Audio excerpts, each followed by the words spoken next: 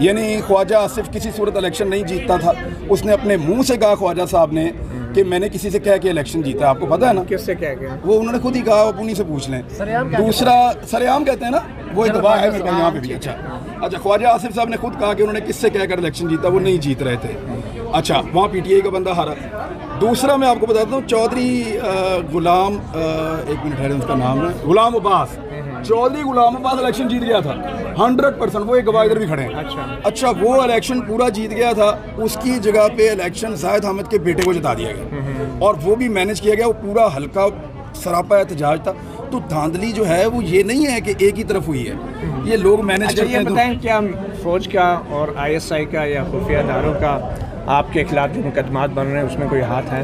अल्लाह ना करे हो। पता क्यों? मेरे ऊपर जो मुकदमात बन रहे हैं ना, उसमें एक मंशियात फरोश आदमी है, उसके ऊपर 16 मुकदमात है मंशियात फरोशी। साबित हुआ है कहीं? उसके ऊपर 16 मुकदमात हैं। अच्छा, काफ़ी है मुकदमा तो आप पे भी बन गया। अच्छा नहीं, उस आदमी नहीं, उसका वो भी नहीं है ना, जो मेरा मुद्दई है ना, जिसने मेरे खिलाफ FIR कटवाई है, उसका जब हमने पता करवाया, रिकॉर्ड निकलवाया, तो वो ना सिर्फ इश्तिहारी है बल्कि उसके ऊपर 16 मुकदमात हैं। गुटखा फरोशी से लेके पाउडर फरोशी तक के मुकदमात हैं। और इसके अलावा वो जो बंदा है ना, क्या नाम है उसका, आशिक अली नाम है यार उसका, आशिक अली। वो आशिक अली जो है वो, उसका अदालत ने उसका ID कार्ड भी ब्लॉक किया हुआ है। अब आप अंदाज़ा करें कि ऐसे बंदे को, मुझे नहीं लगता कि मेरे मुल्क की एजेंसियां उसको इस्तेमाल करेंगे। बात तो बुरी आपने जो ऑडियो क्लिप में बातें की उससे तो लग रहा था कि एजेंसियां आपके खिलाफ हैं, फौज आपके खिलाफ है और आप बड़े मायूस हुए क्योंकि आपने उनका गैर मशरूत साथ दिया था। तो क्या ये मायूसी की वजह? और अब आप कह रहे हैं नहीं, मैंने कभी भी गैर मशरूत साथ किसी का नहीं दिया।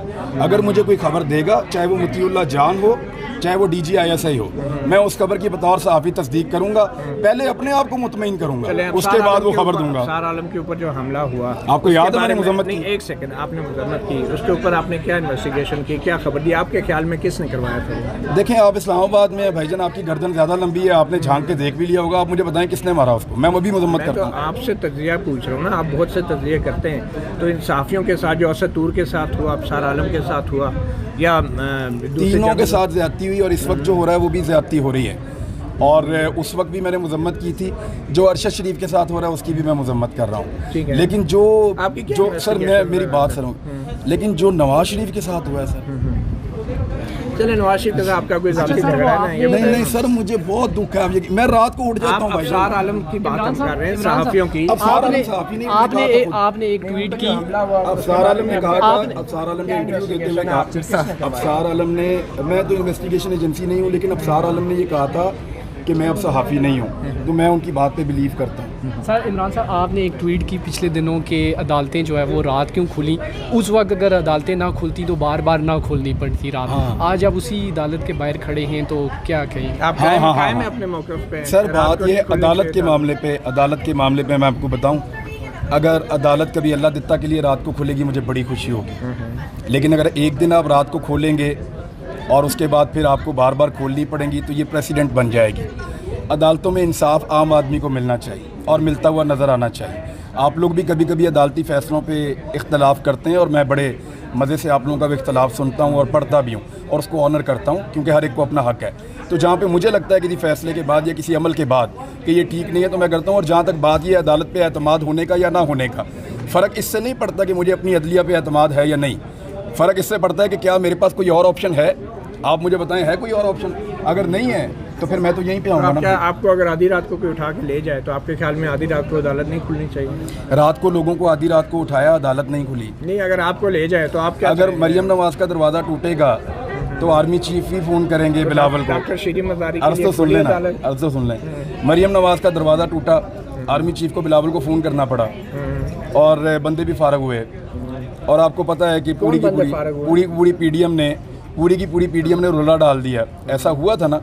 अब मुझे आप ये बताएं कि कल नासरा जावेद इकबाल साहिबा बता रही हैं कि पुलिस का डाला मार के, इकलामा इकबाल की बहू है, उनका दरवाज़ा और उनका गेट तोड़ दिया। किसके लिए वो आए थे पुलिस वाले? आप देखें ना, पुलिस आई किसके लिए आई, किसके कंट्रोल में है? नहीं, किसके? वहाँ तो हमजा शहबाज है, गिरफ्तार करने आए थे वो नासरा। वहाँ तो हमजा शहबाज है ना। नहीं, वलीद इकबाल साहब। तो वहाँ पे भी वो मरियम को गिरफ्तार करने तो नहीं आए? सियासतदान है ना वो वलीद इकबाल। तो वहाँ पे तो वो गिरफ्तार करने उसको तो नहीं आए थे, कैप्टन सफदर के लिए आए थे। लेकिन मुझे बताए ना कि ये चादर और चार दीवारी के तकद्दुस की बात हो रही है ना भाई। अच्छा सर, आप देखें मियाँ साहब की फैमिली को सिर्फ आप निकाल दें। मियाँ साहब की फैमिली का मैं अब ये बिल्कुल एहतराम के साथ कहता हूँ कि उस ख़ानदान का चादर और चार दीवारी के तकद्दुस के लिए पूरा पाकिस्तान भी कत्ल हो जाए तो मैं कहूँगा कि ये कुर्बानी काम आई। लेकिन आम आदमी को भी देखें कि उसका भी बेचारे का चादर और चार दीवारी का कोई तकद्दुस है। FIR जो कटी हैं उनमें एग्जैक्टली इल्ज़ाम क्या है, आपने कौन से अल्फाज है? आपको एक और बात बताऊं, हमजा शहबाज ने LDA के बंदे को बुलाया और उन्हें बुला के कहा कि इसका घर वगैरह चेक करो। उनको लगा कि सहाफ़ी जो है वो नक्शा वक्शा नहीं बनवाते, लापरवाह होते हैं, तो इसकी कोई गलती निकलेगी, घर गिराएंगे, तमाशा लगाएंगे। उन्होंने ड्रोन कैमरा भेजा मेरे घर के ऊपर, हमजा के लोगों ने, और जिनको हमजा ने कहा उन्होंने पहला फ़ोन मुझे ही किया बाहर निकल के कि हम आपके साथ ये करने वाले हैं। मैंने कहा जी आप करें। उन्होंने सारी वेरिफिकेशन की और जाके हमजा को बताया कि उसका घर लीगल है, लेकिन इसके बावजूद वो गाड़ियाँ भेजी, मेरे घर की बाहर से फ़ोटोज़ बनवाई, वीडियोज़ बनवाई, ऊपर से ड्रोन भेजा। ये सारी शरारतें हमजा शहबाज ने। आपको एस्टैब्लिशमेंट बचा लेती थी, अब क्यों नहीं बचा रही आपको? एस्टैब्लिशमेंट अगर मुझे पहले बचा लेती तो बहुत सारी चीज़ें और बहुत सारे नुकसानात मेरे ना होते। ये खराबी कहाँ से हुई? मैं आपको बताता हूँ आपको लगता है आपको मतील्ला भाई ये लगता है कि एस्टैब्लिशमेंट हमें बहुत प्रोटेक्ट करती है?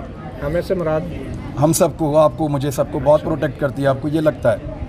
भाईजान जितना नुकसान उस बीच में मैंने और मेरी फैमिली ने अपने बिज़नेस में और बाकी चीज़ों में उठाया है, जब आपको ये लगता था कि हमारे एस्टैब्लिशमेंट से बहुत अच्छे ताल्लुकात हैं, मैं किसी वक्त आपको बताऊंगा तो आप वाकई हैरान हो जाएंगे। तो क्या किस वजह से आपके पीछे FIR नहीं, पॉलिटिकल लोग कर रहे थे। क्या है वो कह रहे हैं जी उनको लगता है कि मैं गद्दार हूँ, जो जिसने FIR कटवाई है उसको लगता है मैं गद्दार हूँ। तो जिन साथियों को पहले गद्दार कहा जाता था, आपके ख्याल में वो गद्दार हैं?